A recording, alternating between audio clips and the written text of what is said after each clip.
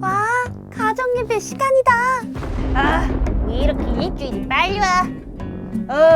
오늘은 좀 피곤한데 건너뛰면 안 될까? 안 돼. 그건 안 돼. 우리가 예배 드리는 시간을 얼마나 기다렸다고. 한 번 정도 빠진다고 하나님이 우릴 버리는 것도 아니고. 너 저번에도 한 번만 하더니 또 그럴 거야? 알았어. 그래, 시작하는 건 좋은데 짧게 가자. 저기 강요하지 말고 그냥 가줄래? 가정예배를 통해 우리 가족이 하나 될 수 있는 행복한 시간인데 어딜 감히? 예수님 도와주세요. 예수님을 부르다니. 안 통하는군. 그럼 친구들, 혹시 이런 마음으로 시작하려 했다면 이제부터는 기도하는 마음으로 가정예배를 준비해봐. 그래야 항상 승리할 수 있거든.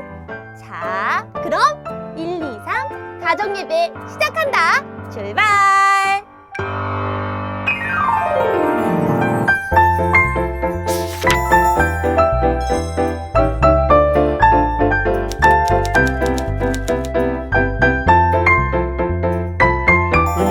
가정예배 오신 가족 모두를 축복합니다. 전 예배 드릴 때가 가장 행복한 드림이에요. 저는 가정예배를 사랑하는 여러분의 친구 주경훈 목사입니다. 드림이는 신생아, 아기를 본 적이 있나요? 제 동생이 아기였을 때 가까이서 봤어요. 기억이 나요. 혹시 혼자서 밥도 먹고 목욕도 하고 기저귀도 스스로 갈고 또 안녕히 주무세요 하고 인사도 하고 그러던가요? 에이, 히히히. 아니요. 혼자 할 수 있는 게 아무것도 없던데요. 그냥 누워서 응애 하고 울기만 했어요. 마치 부서질 것만 같이 작아서 앉는 것도 겁날 정도였다니까요. 그렇죠. 그렇게 아기에게 필요한 음식과 따뜻하게 재워줄 사람이 꼭 필요한 것처럼 우리도 의지할 분이 필요해요. 바로 하나님이죠. 목사님 같은 어른들은 몸도 튼튼하고 강해 보이는데 그래도 의지할 하나님이 꼭 필요하세요? 그럼 목사님, 어떤 상황에 하나님 의지해야 하는지 알려주세요. 궁금해요. 그렇다면 하나 되어 이뤄가는 삶의 가정예배 우리 함께 출발해 볼까요? 네, 좋아요. 1, 2, 3 가정예배 출발!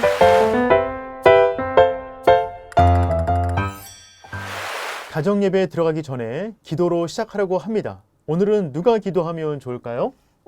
오늘 가정예배를 드리려고 모여서 시작할 때 가족들 중에 분명히 처음 화면을 클릭해서 영상을 튼 사람이 있을 거예요.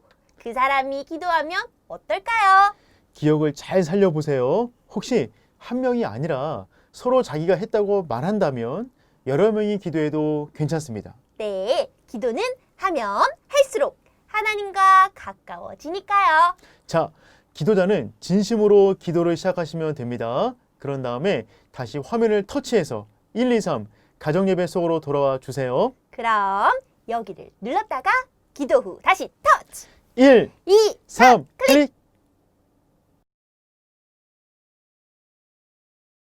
가족들과 찬양을 함께 불러볼까요? 우리가 부르는 찬양이 하늘 높은 곳까지 들릴 수 있도록 큰 소리로 불러보도록 해요. 오늘의 찬양은 원하고 바라고 기도합니다입니다. 모두 같이 불러볼까요?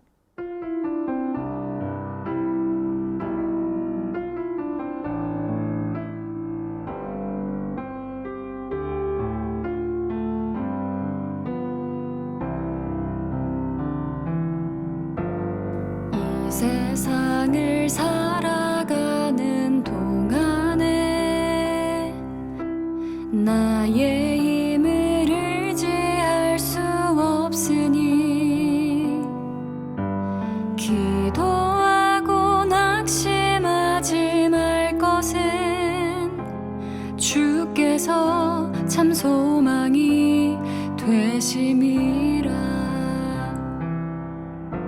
주의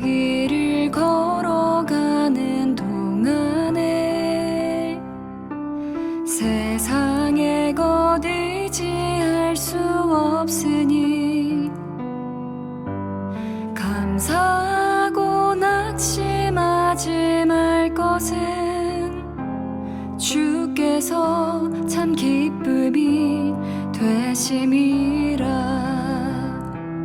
하나님의 꿈이 나의 비전이 되고 예수님의 성품이 나의 인격이 되고 성령님의 권능이 나의 능력이 되길 원하고 바라고 기도합니다. 하나님의 꿈이 나의 비전이 되고 예수님의 성품이 나의 인격이 되고 성령님의 권능이 나의 능력이 되길 원하고 바라고 기도합니다. 원하고 바라고 기도합니다.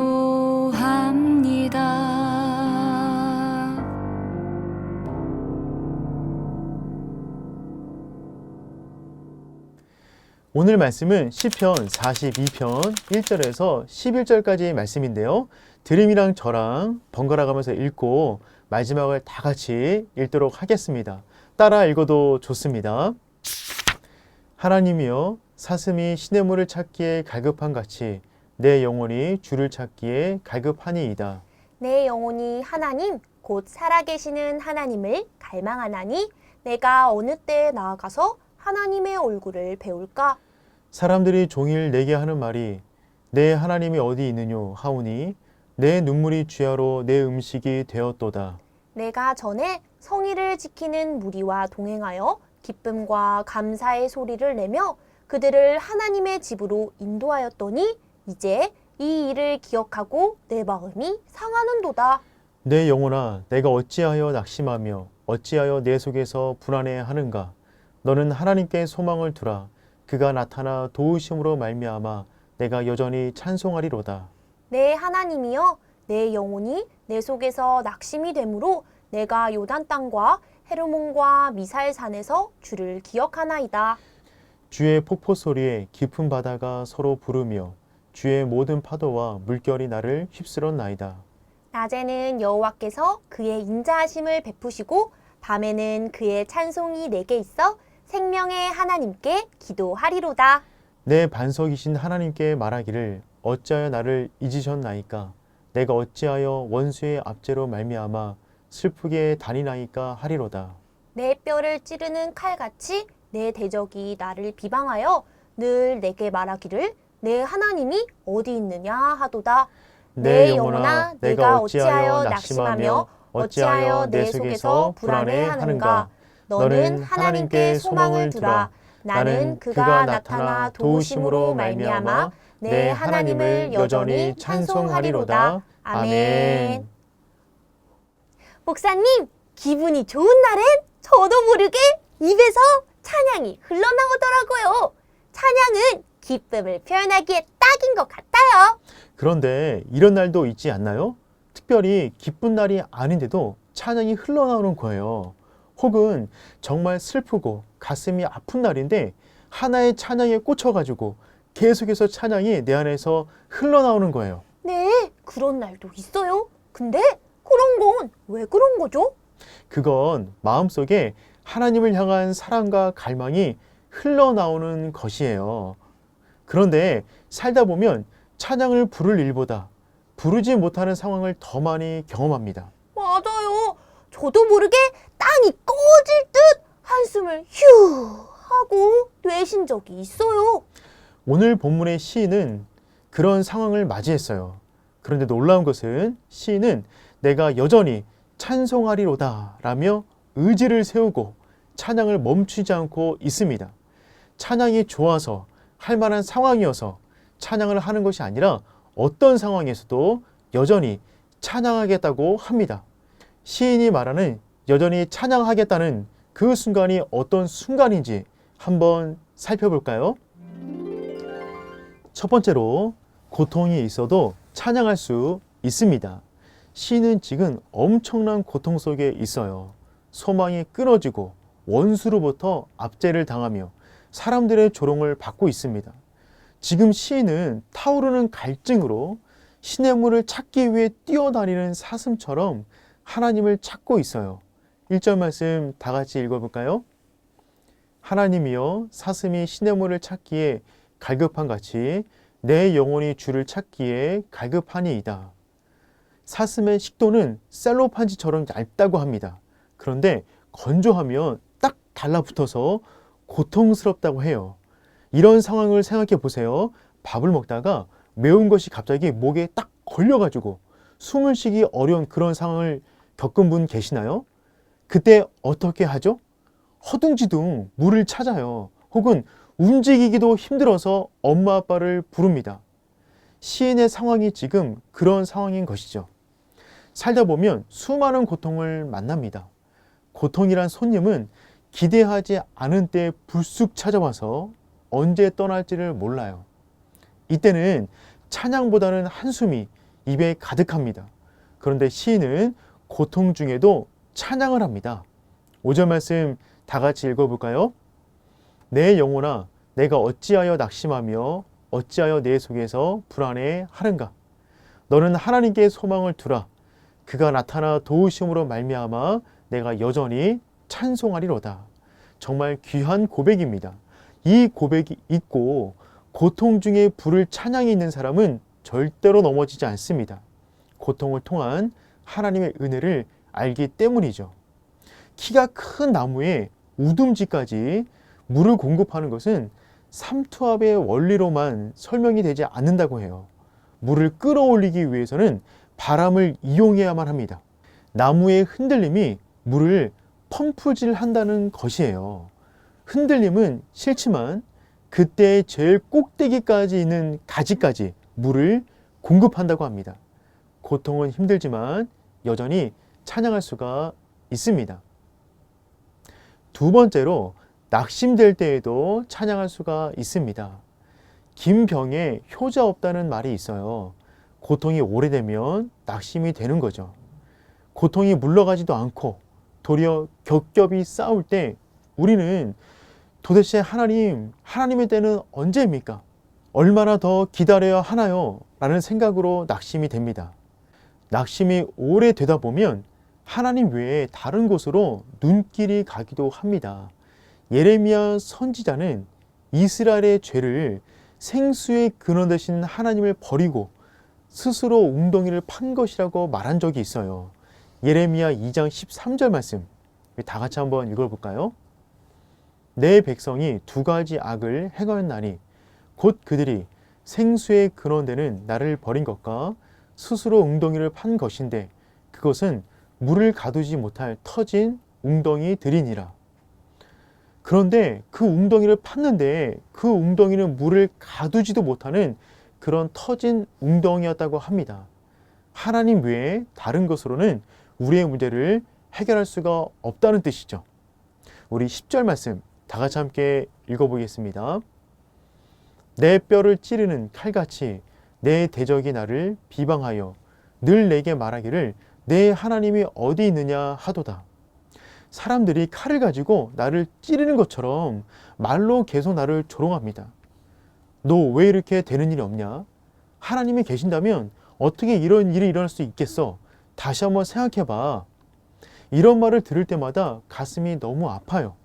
큰 낙심이 됩니다.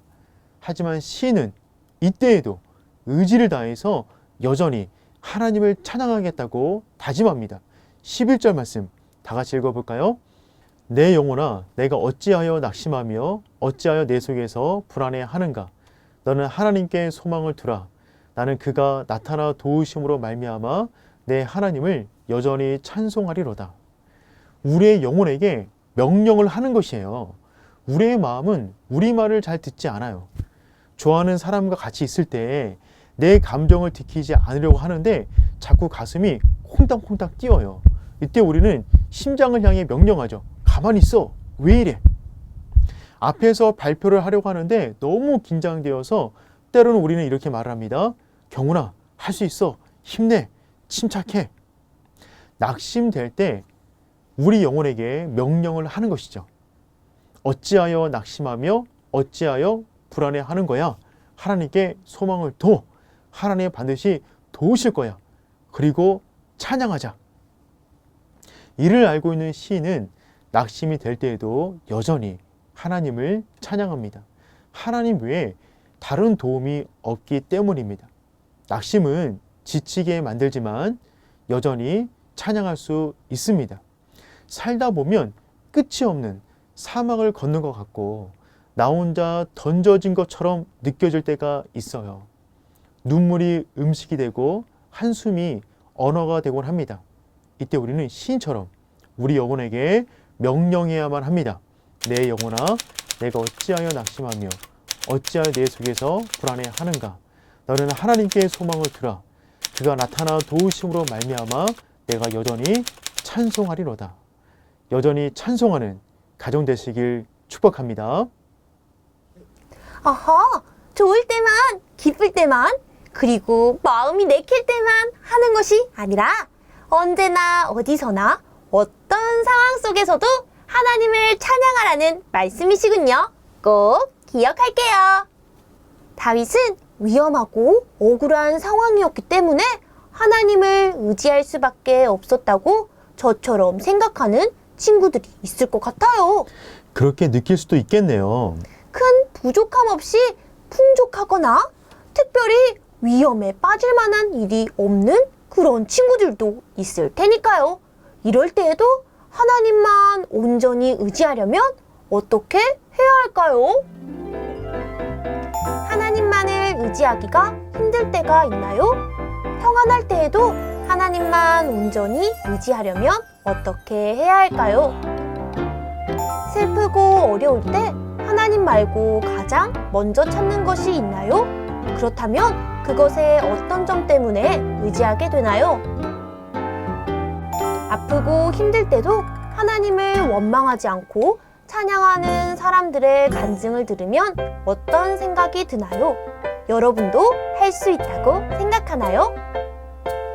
가족 구성원들의 기도 제목도 나눠보세요.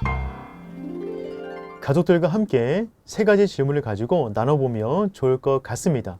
꼭 이 질문이 아니어도 말씀을 듣고 궁금한 점이나 하고 싶은 이야기가 있다면 나눠보세요. 그리고 서로의 기도 제목을 이야기하면서 한 주 동안 어떻게 지냈는지 이야기하는 시간도 좋겠어요.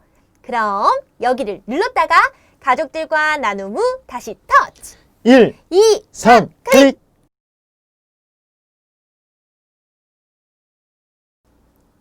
오늘 말씀에 여전히 찬양하리로다 라는 말이 너무 멋진 것 같아요. 네, 저도 그래요.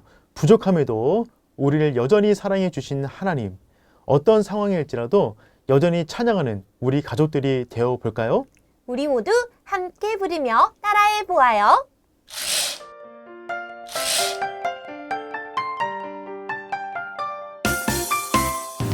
내 영혼아 내가 어찌하여 낙심하며 어찌하여 내 속에서 불안해하는가. 너는 하나님께 소망을 두라. 나는 그가 나타나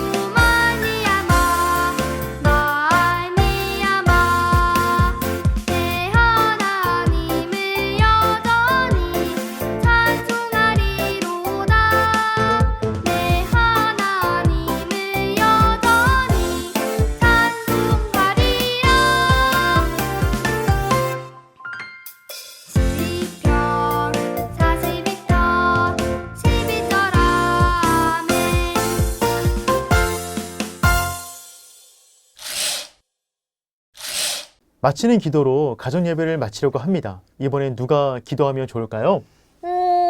방금 전에 질문 나눔을 하려고 할 때 우리랑 손가락이 맞닿은 사람, 클릭한 사람 누구였어요? 누굴까요?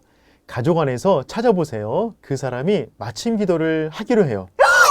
설마 아무도 없다면 나눔 질문을 뛰어넘었다는 건데 설마. 아니에요. 분명히 있을 거예요.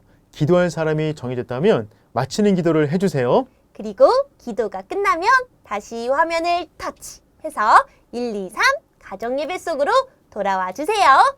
그럼 여기를 눌렀다가 기도 후 다시 터치 1, 2, 3, 클릭!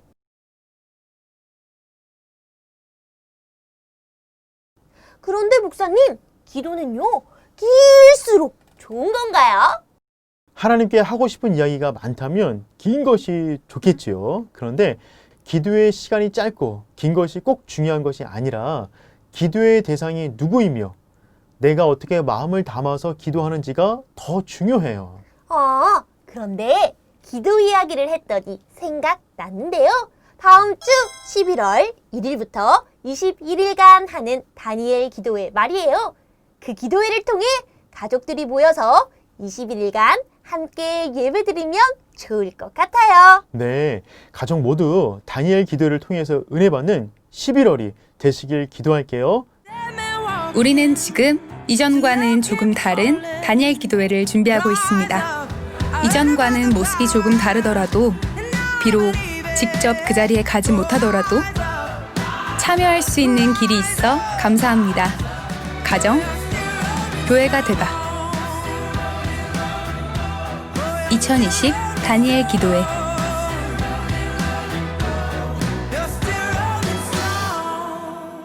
그리고 12월에 다시 1, 2, 3 가정 예배는 솔루션과 함께 돌아옵니다. 네, 어느 정도는 동감합니다. 하지만 어렵다고만 생각할 것이 아니라 즐겁게 가정 예배를 드릴 수 있는 방법들을 많이 접목한다면 조금만 드릴게요. 이해가 코로나19로 인하여 가정에서 죄송해요. 그런데 우리 친구들 많이 보고 싶을 것 같아요. 목사님도 그럴 것 같아요. 1, 2, 3 가정 예배로 더욱 은혜롭고 행복한 예배가 될 수 있도록 시즌2를 준비할게요. 가정 예배가 시작되는 그날 우리 꼭 다시 만나요. 그럼 안녕. 이루어가는 삶의 가정 예배 일주일에 꼭 한 번 잊지 말아요. 1, 2, 3 가정 예배